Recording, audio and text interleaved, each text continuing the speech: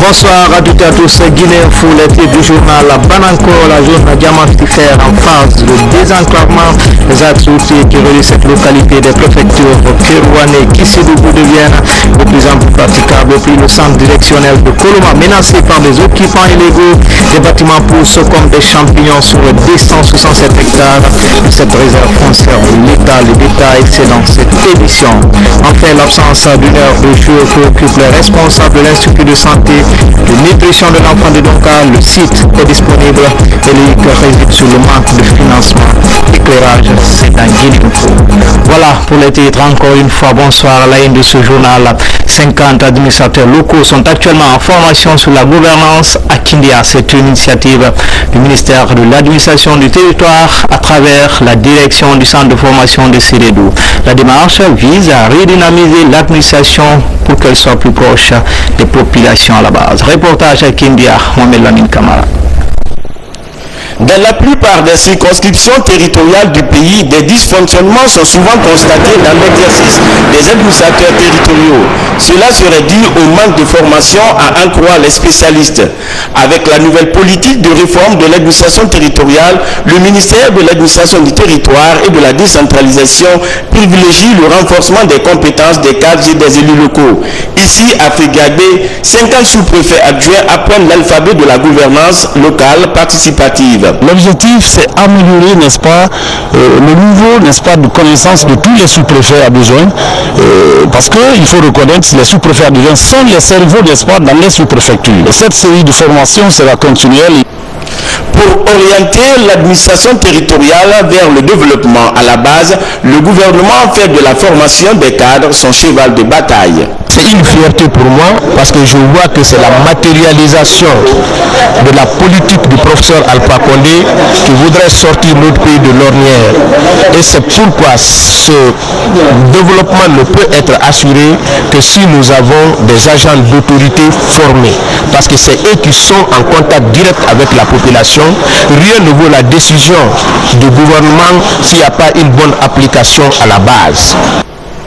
Une série de modules va être dispensée pendant 10 jours par les hauts cadres de l'administration publique. Elle concerne les missions et attributions du ministère de l'administration du territoire et de la décentralisation, les libertés publiques et la gestion administrative des manifestations, ce qui pourrait requalifier l'administration locale du pays. L'éducation à moins de 2 semaines du début des examens nationaux. Le ministre de l'enseignement préuniversitaire rencontre les responsables à la base en toile de fond, résoudre les éventuels problèmes avant le démarrage des examens. À Dalaba, première étape de ce périple, le ministre Kourouma annonce des innovations pour rendre crédibles les examens session 2013-2014. Reportage à Dalaba, Amadou Touré, Sankumba Doukeri. À moins de 2 semaines du coup d'envoi des examens nationaux session 2014, le ministre de l'enseignement préuniversitaire et de l'alphabétisation rencontre les responsables scolaires des régions administratives de la pays. Il s'agit en clair d'informer ces cadres de l'éducation des dernières recommandations en vue d'un bon déroulement des épreuves.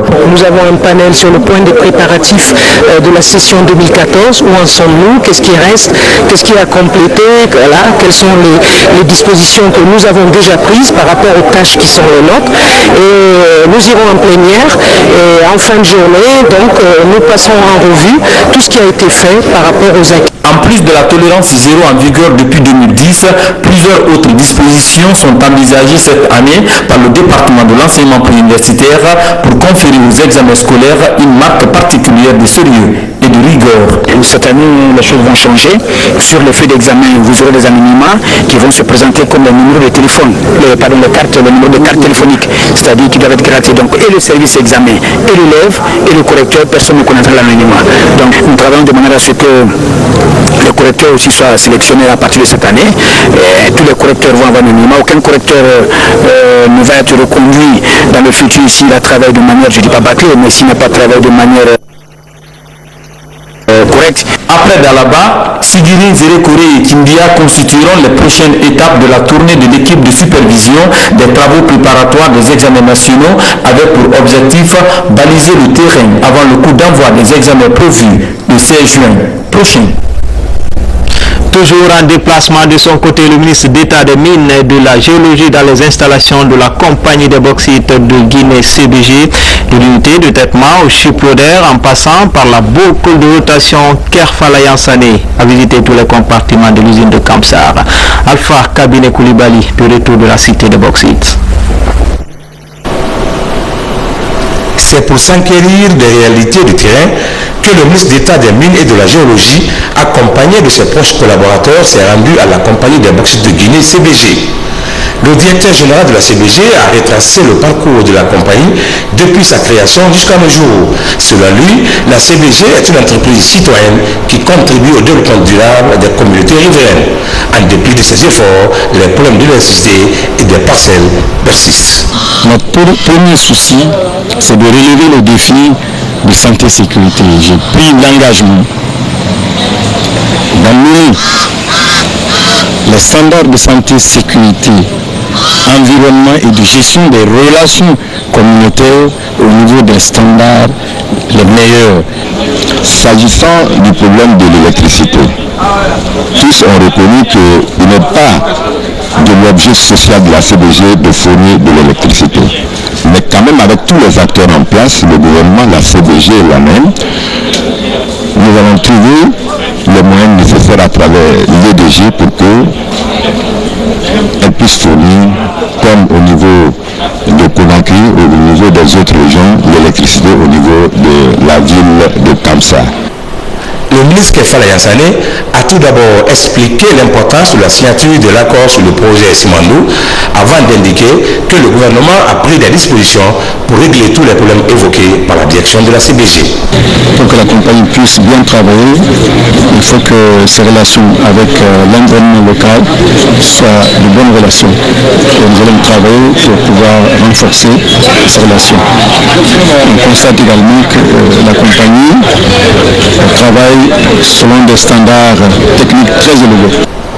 Le ministre a reçu les travailleurs de l'ANAIM, les autorités préfectorales de Bokeh, les sages et les jeunes. Il a également visité les installations de la CBG et la maison d'habitation des travailleurs de la CBG.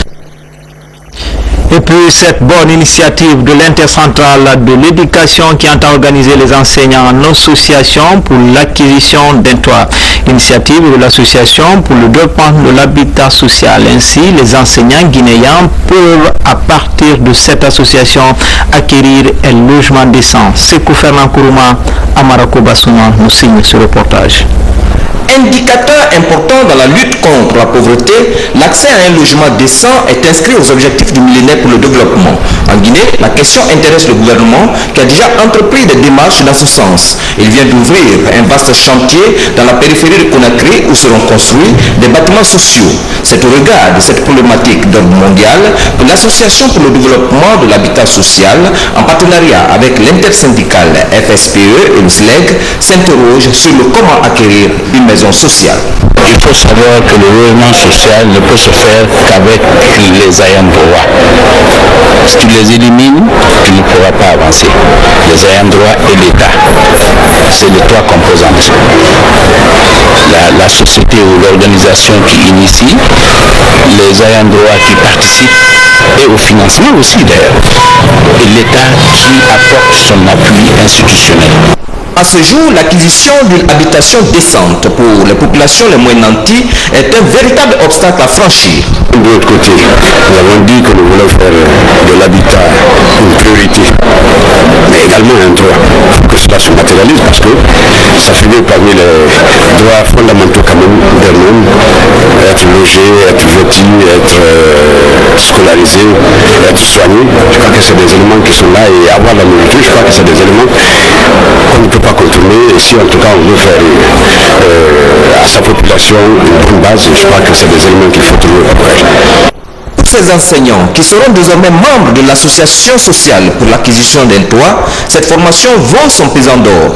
Si je pense que la lutte menée par l'enseignant, c'est d'avoir pour mettre sa famille, c'est-à-dire c'est d'avoir un toit.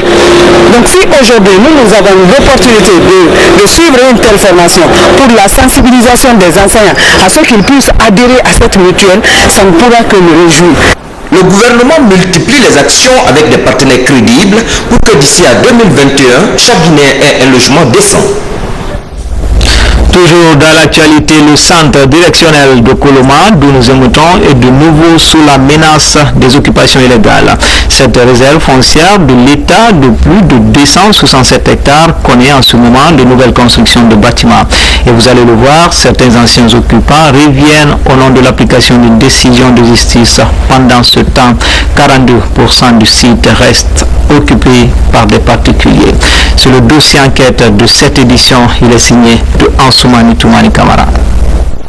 Vue satellitaire du centre directionnel de Koloma. Ce site de 267 hectares et demi est parmi les réserves foncières de l'État à Conakry. Selon le schéma directeur de la capitale de 1988 et le décret 211 du 23 novembre de l'année suivante, le plateau de Koloma est identifié pour abriter l'ensemble des départements ministériels, les ambassades et autres institutions accréditées en Guinée. Environ 2 décennies après le grand déguerpissement des lieux dénommé Opération Caporoaille, 42% du site reste occupé par des particuliers. C'est très clair que toute la zone constitue une réserve foncière de l'État. L'idée ce n'est même pas maintenant depuis le temps colonial, c'est un site qui a été repéré par les administrateurs coloniaux. Sur cette réserve foncière de l'État, certains occupants temporaires ont entrepris des travaux de construction ou de réhabilitation des bâtiments démolis. Moi-même, j'ai dit à commandant, pardonnez-nous, propriétaire de la maison. Si l'État a donné à commandant, à propriétaire de la maison, maintenant il n'est qu'à nous dire à combien on va donner son quota. Mais on ne peut pas quitter comme ça. Selon cette dame, la gendarmerie aurait agi au nom de l'application d'une prétendue décision de justice. Décision qui restitue le domaine à son ancien propriétaire, ce qui crée la confusion chez certains anciens occupants des lieux. Nous aussi on fait partie dans ce groupe-là. Mon parent a construit ici, nous a dégagé ici. Si quelqu'un d'autre est venu nous a dit que l'État a restitué pour lui, donc nous aussi, nos parents est là. Donc on veut savoir effectivement si c'est faux, si c'est vrai. À travers ces marques, la direction de l'aménagement du territoire et de l'urbanisme d'ATU rappelle que le site de Koloma reste la propriété exclusive de l'État. En ce qui nous concerne, il ne pourrait pas avoir une occupation. Parce que pour faire une occupation, il faut avoir un titre de propriété. Et depuis ces décrets-là, ça a non seulement abrogé s'il y avait les actes qui étaient là, mais depuis lors, il n'y a pas d'autres actes, ça c'est imprimé. Et pour construire, il faut avoir un permis de construire. Donc, tous ces éléments, tous ceux qui ne sont pas en possession de ces éléments légaux, le faire, c'est se mettre hors la loi. Et nos services compétents sont là vraiment pour appliquer la loi. Il est temps alors d'entreprendre des campagnes d'information de la population, procéder à des délimitations visibles, car la vente des parcelles se poursuit et de nouvelles constructions sont en cours avec la complicité des élus locaux, des cadres véreux et de certaines structures de défense et de sécurité censées être les garants des biens de l'État. Et puis à quand la construction d'une aire de jeu pour enfants à l'Institut de santé et de nutrition? À Donka, la question préoccupe le service qui traite les enfants atteints de malnutrition. Une maquette est déjà conçue, mais le manque de financement constitue le véritable gourou d'étranglement. Explication, Tchernos Mandialo. Créé en 1986, l'Institut de nutrition et de santé de l'enfant du CHU de Donka accueille en moyenne 5000 enfants par an. Tout au long de leur traitement, les spécialistes recommandent de les conduire sur une aire de jeu. Mais ici, il n'existe toujours pas d'espace de ce genre. Depuis quelques années, les responsables de l'Institut mènent une campagne pour l'aménagement d'un espace de jeu pour enfants. Un projet qui va contribuer à promouvoir la prise en charge des enfants, à l'image des autres instituts à travers le monde. Le jeu améliore, stimule l'état de santé d'un enfant malnutri. Et en étant le centre qui abrite les cas de malnutrition, d'ailleurs les plus sévères, il est indispensable qu'il y ait une aire de jeu qui puisse permettre aux enfants de s'épanouir avant de sortir d'ici.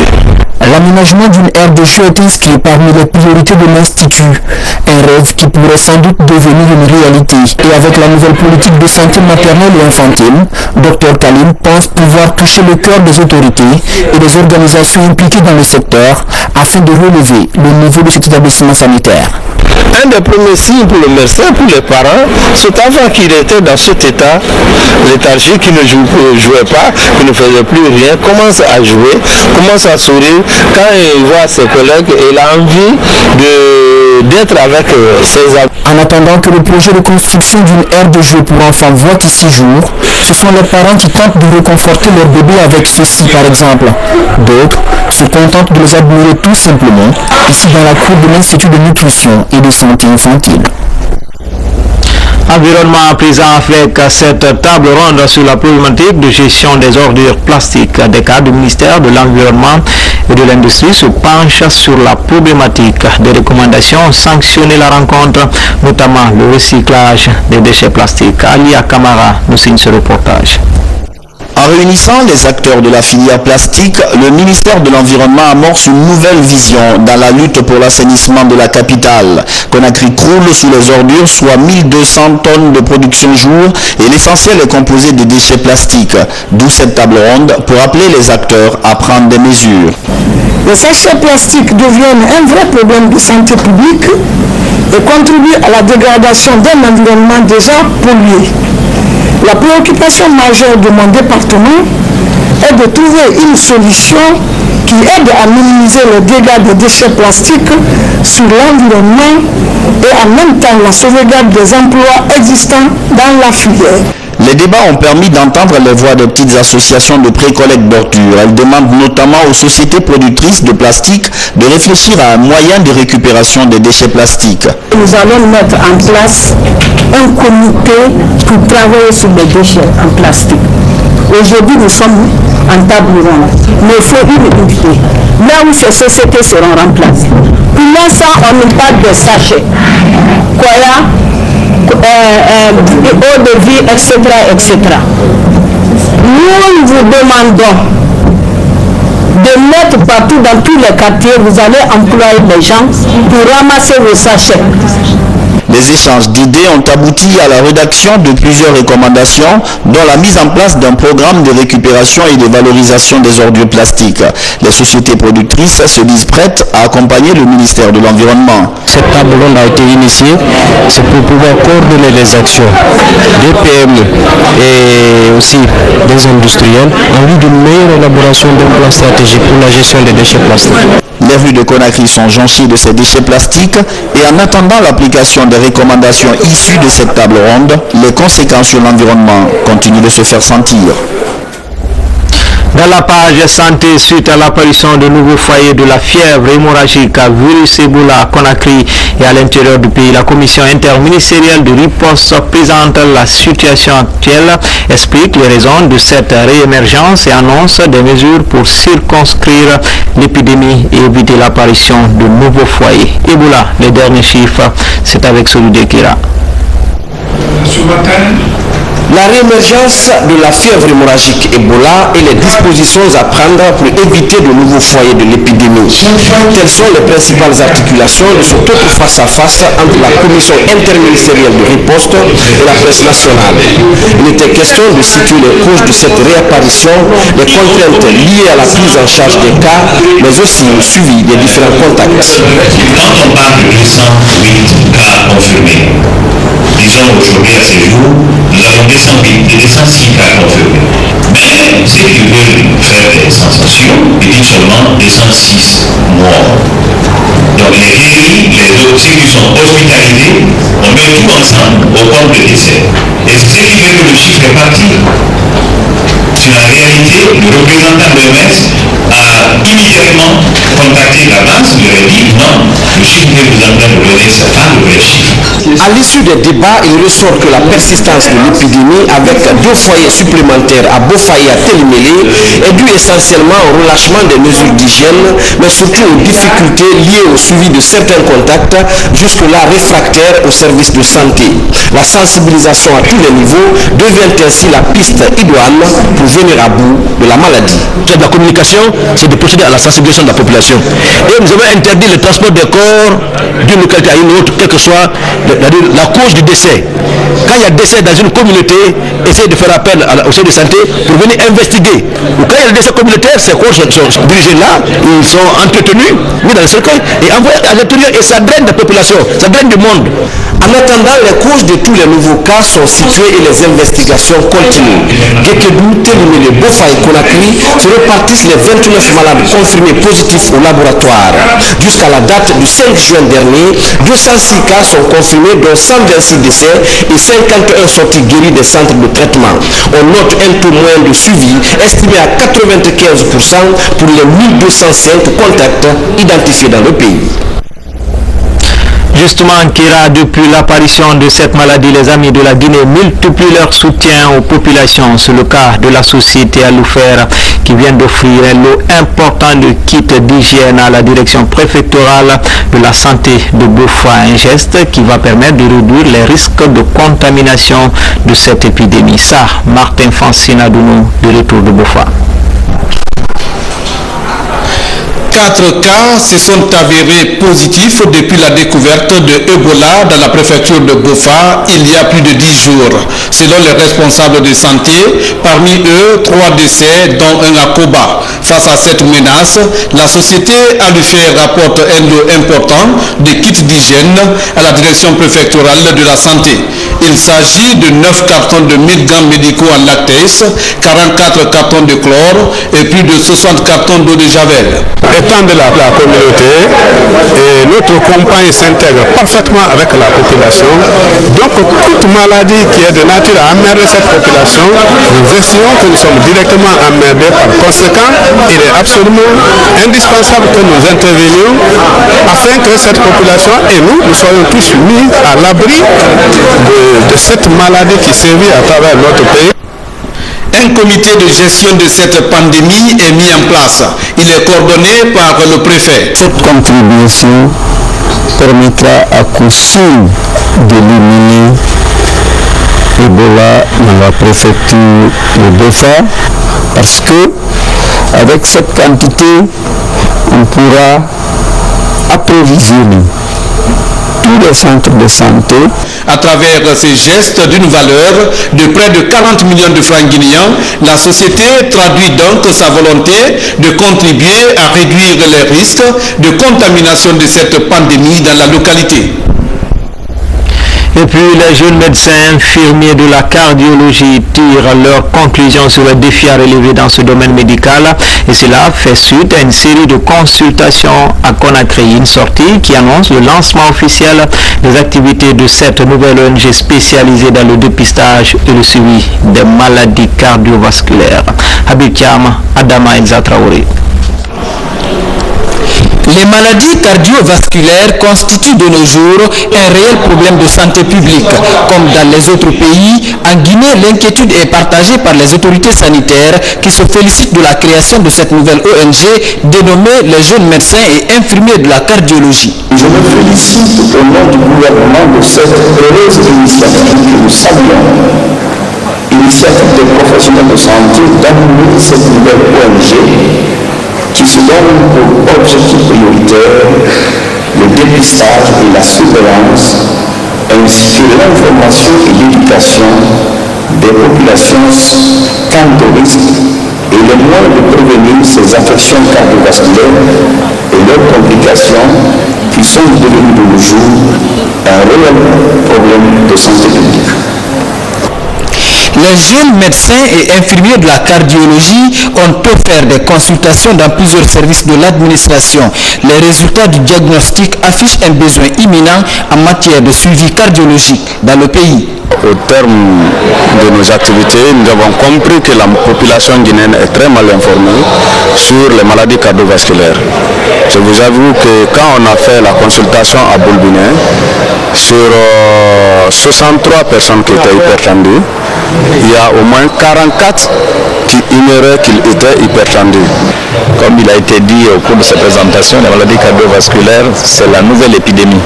Parce que ce que les gens ne savent pas, c'est qu'on meurt plus de ces maladies que du sida et des maladies infectieuses. L'ONG entend parcourir tout le pays pour le dépistage gratuit des maladies du cœur et apporter des conseils aux malades cardiovasculaires. Encore à ses débuts, elle ne dispose que de peu de moyens pour réaliser son ambitieux programme.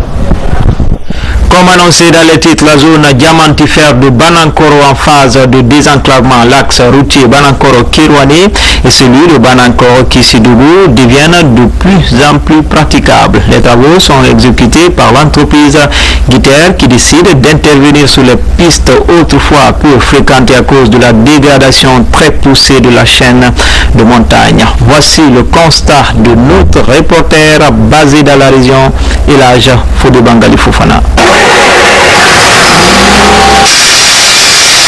Cette opération de forage sur des blocs de pierre et autres plaquettes rocheuses est une des opérations de grande envergure engagées par le PDG des sociétés Guiter sur cette chaîne montagneuse communément appelée l'Ombalma.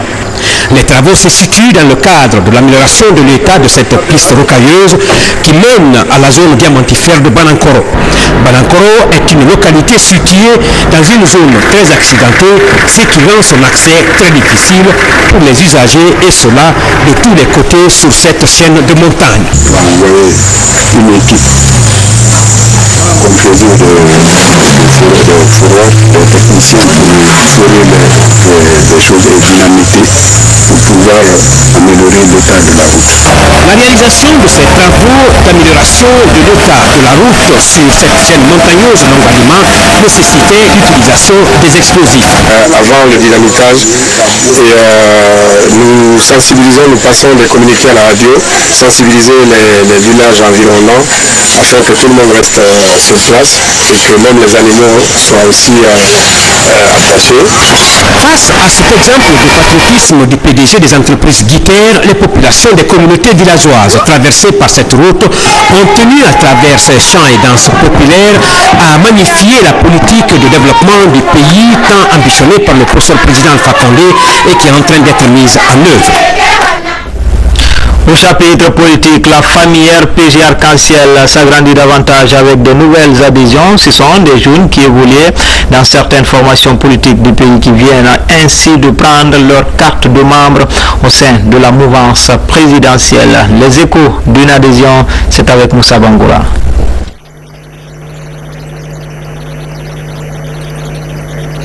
Ce week-end, ce sont plusieurs jeunes venant de différentes formations politiques qui migrent au RPG afin de soutenir les actions du chef de l'État, professeur Alpha Condé. Nous signons responsables et militants de l'UFDG, PDN et tant d'autres, démissionnant de ces partis politiques pour une adhésion unanimement et sans aucune contrainte au RPG Arc-en-Ciel. Très émus de cette adhésion, les membres du bureau politique national du RPG Arc-en-Ciel appellent les militants à resserrer davantage les rangs en vue de gagner le pari du changement. Pour ce parti, nous disons merci. Grand merci pour la reconnaissance à l'homme. L'homme qui, depuis plus d'une décennie, a mené le combat. Le combat pour la démocratie, le combat pour la promotion des jeunes et des femmes, le combat pour l'unité nationale, le combat pour la paix, le combat pour la quiétude sociale, tout court le combat pour le changement. En plus de l'adhésion, ces jeunes ont présenté à l'assistance un projet de pacte de non-violence dans les 22 quartiers de la commune de Dixine. La diaspora guinéenne du Gabon se souvient de l'ancien président Feu Elhadji Oumar Bongo Ondimba. C'est ainsi qu'à l'occasion du 5e anniversaire de sa disparition, ce mouvement a organisé une rencontre avec les hommes des médias, histoire de parler de cette figure qui a marqué l'Afrique des indépendances. Ça, à Maratoulou. 8 juin 2009, 8 juin 2014, il y a de cela 5 ans que le président gabonais Oumar Bongo Ondimba tirait sa révérence à Barcelone en Espagne. En mémoire de cette disparition, la diaspora guinéenne du Gabon anime cette conférence débat. Le but est de témoigner de la vitalité de la coopération entre Conakry et Libreville entretenue par Bongo Père. Le Gabon et la Guinée ont très tôt tissé des relations. Et avant même la création de l'Union africaine, déjà il y avait la coopération entre la Guinée et le Gabon. Ces relations s'améliorent chaque année parce que même maintenant il y a une forte mission médicale guinéenne qui travaille dans les hôpitaux gabonais. Il y a de cela des années, ils sont là, et il y a des étudiants gabonais qui sont ici dans nos universités et réciproquement nous avons certains là-bas aussi. L'hospitalité du peuple gabonais sous le président Oumar Bongo Ondimba retient encore l'attention de nos compatriotes ayant vécu dans ce pays frère de l'Afrique centrale. Avec le petit temps que j'ai eu à passer là-bas, j'ai eu de très nombreux amis. Et quand il a été question que je rentre dans mon pays, parce que les conditions étaient devenues possibles pour moi de revenir ici, il y a eu beaucoup de personnalités qui se sont battues pour me demander de ne pas revenir. Et quand ils se sont rendus compte que ma décision était irrévocable, ils ont offert plein d'invitations pour arroser mon départ en me demandant de ne pas oublier le Gabon. Oumar Bongo a été le deuxième président du Gabon à la suite de la mort du premier président Léon Mba en 1967. Doyen des chefs d'État africains, il meurt après plus de 40 ans passés au pouvoir. Aujourd'hui, son parti, dirigé par son fils, poursuit ses œuvres de transformation du Gabon. Les liens d'amitié avec la Guinée sont toujours au beau fixe. Récemment, l'île d'Ougoué a été baptisée Île Samori Touré en souvenir de la déportation du grand résistant à la colonisation française. Et puis, signature de contrat entre la société de téléphonie Intercell plus ZTE, un équipementier chinois. Ce contrat d'une valeur de 33 millions de dollars va permettre à Intercell plus de démocratiser l'accès aux produits et services de qualité en couvrant ainsi 250 localités. Fodé Camara nous fait le point. La société de téléphonie mobile Intercell Plus a désormais le nom de son ambition pour offrir des produits et services innovants. Par le biais de ce partenariat technique scellé avec la société chinoise ZTE, Intercell Plus compte relever des défis liés à la modernisation et l'extension de son réseau.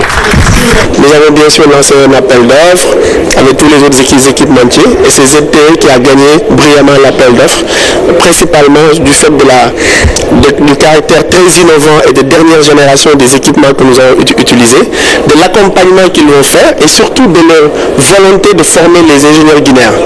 Comme je l'ai dit dans mon discours, Intercell is back. Nous souhaitons continuer notre partenariat entre les deux collègues et pour tourner la nouvelle page pour notre société. Voilà. Cet ambitieux programme est financé à hauteur de 33 millions de dollars américains pour une durée de 12 mois. Grâce à ce projet, plus de 250 nouvelles localités vont être couvertes par le réseau Intercell Plus. Ce projet va également générer une augmentation de l'effectif d'Intercell Guinée de plus de 15% et au moins 500 emplois indirects permanents. Dans les nouvelles localités que nous allons couvrir, Intercell, comme d'habitude, va miser sur les jeunes pour mettre en place son fameux programme de kiosque afin de favoriser les emplois jeunes et l'esprit d'auto-entrepreneuriat. Intercell a fourni beaucoup d'efforts aujourd'hui, sachant la rareté des ressources et les déficits imaginaires aujourd'hui qu'on puisse déficit plus de 50 millions de dollars pour relancer une maison. Ils ont fini par l'avoir. Aujourd'hui, la signature témoigne effectivement de propose cet engagement. Présente en Guinée depuis 1993, la société mobile Intercell Plus compte aujourd'hui 350 000 abonnés. Avec le slogan « La Guinée, mon pays, Intercell Plus, mon réseau », ces sociétés mobiles ambitionnent de démocratiser l'accès aux services de téléphonie. Une façon de participer au combat pour une Guinée émergente conformément à la vision du professeur Alpha Condé.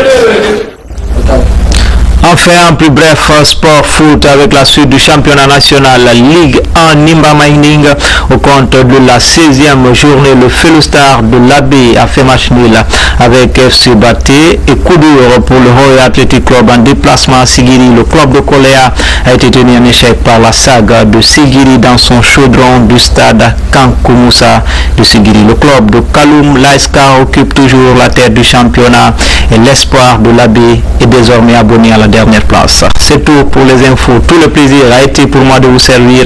Et grand merci à vous qui nous suivez à Kissidougou, à Kamsar, à Kouba, à Libreville et partout dans le monde.